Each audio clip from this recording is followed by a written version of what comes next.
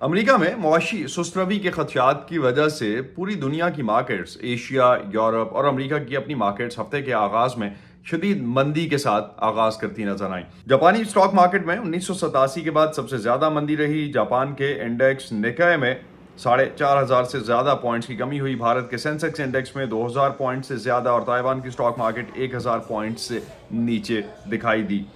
جنوبی Korea, Turkey, France, چین، Hong Kong, Indonesia, Malaysia, Australia اور جرمنی کی اسٹاک مارکیٹس میں بھی مندی کا رجحان نمایاں رہا۔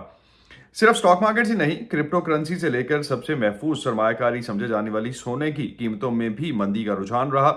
دنیا بھر کی اسٹاک مارکیٹس میں اس مندی کو امریکہ میں اس معاشی سست روی کے خدشے سے جوڑا جا رہا ہے جو جولائی کے مہینے کے لیے امریکی جاب مارکیٹ کے نئے اعداد و شمار سے پیدا ہوئے ہیں۔ جمعے کے روز شائع کی گئی جاب مارکیٹ کی رپورٹ کے مطابق امریکی کمپنیز نے گزشتہ ماہ امریکہ میں روزگار کے 1,14,000 نئے مواقع پیدا کیے، جو کہ گزشتہ 12 ماہ میں نئی ملازمتوں کی اوسط یعنی 2.25 لاکھ سے کہیں زیادہ کم ہے۔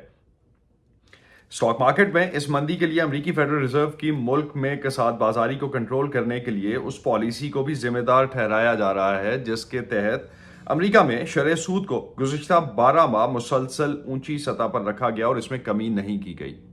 امریکی اسٹاک مارکیٹ میں ٹیکنالوجی اسٹاکس سب سے زیادہ متاثر ہونے والے اسٹاکس میں ہیں، جن میں جاب رپورٹ آنے سے چند روز پہلے تک کافی تیزی رہی تھی۔ امریکی ارب پتی سرمایہ کار وارن بفیٹ کی کمپنی کی طرف سے جاری کیے گئے ڈیٹا کے مطابق ان کی کمپنی نے گزشتہ 3 ماہ میں ایپل کے $56 ارب کے شیئرز بیچ دیے ہیں، جو کہ مارکیٹ کے تجزیہ کاروں کے مطابق باقی ڈیولپمنٹس کے ساتھ ساتھ اسٹاک مارکیٹ میں مندی کے رجحان کی نشاندہی کرتا ہے۔